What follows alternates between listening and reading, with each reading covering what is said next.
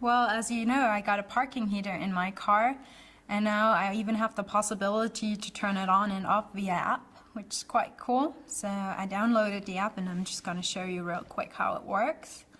There's the general information. Thanks for downloading the app. Well, you're welcome. And there we are, the main screen. You have the possibility to turn it on and off manually, of course, which we won't do yet. And here you get to control the time, how long your parking heater runs. Since I don't have an hour time, we just put it down on, like, say 20 minutes. There we are. Yes, well, Apple always asks you if you want to send it again. Well, we do. And here you get to select the mode your parking heater runs to. That's quite convenient because, you know, for example, in winter, you of course want it to heat. Now then you get the possibility to turn it on ventilation mode in summertime so that your car is not that hot. For the mid-seasons, you just turn on the automatic mode and it automatically sets it on ventilation if it's above 10 degrees Celsius. Or if it's below 10 degrees Celsius, it turns on the heat. So, but we go back to heating because it's winter time. And again, a text message. There we go.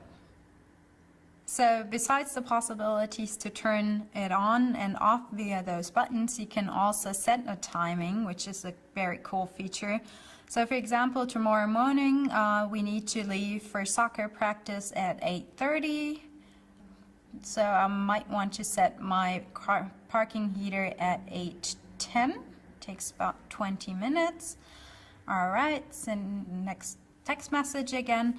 And for the upcoming week, if you want to get into a warm and nice car, I might also want to set the times. So I'm leaving at, let's say, 10 to 7. So I set my parking heater at 6:30. And you can save up to 7 dates and also 2 times per day. So for example, if I want to leave after work and it's cold outside, I have my parking heater set at 5:30 and it goes on. The reminder function is on as well.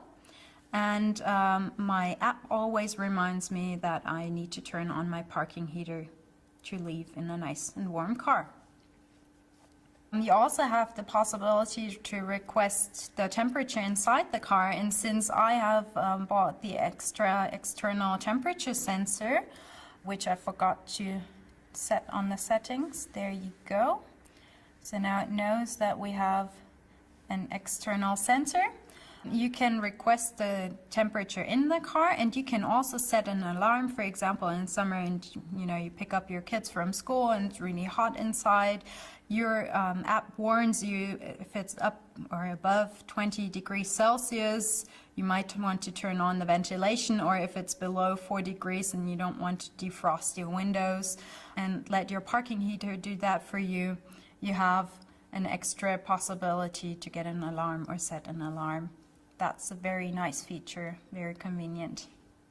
So let me also just quickly show you how to set up the settings for the Thermocall app. First of all, you enter your Thermocall phone number from the SIM card that's inside the Thermocall, and then you also add your own phone number, of course, so the app and the Thermocall can communicate with each other.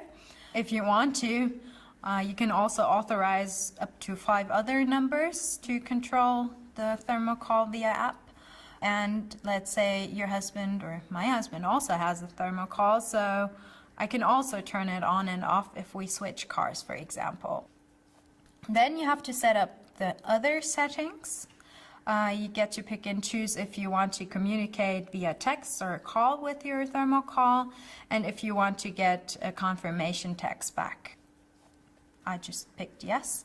Then there's the possibility to set the default PIN, which is preset, or a special PIN which you get to choose, but I just leave it at the default PIN the way it is. So then you also have the possibility to choose between the temperature sensor, which we already did, and which is quite convenient. You can set up a text message counter, which I'm going to do. So for example, at the moment we have, or I have €9.90 on my balance, and my text message costs about 10 cents, and I want this to be visible on my main screen. And additionally, I would also want to know how the status of my car is of the parking heater. So as you see now on the main screen, the whole screen has changed a little bit. And if you set up the information, you will get a text message. And as we see now, the balance has lowered. And there should be a text coming from my card telling me how the status is. There you go.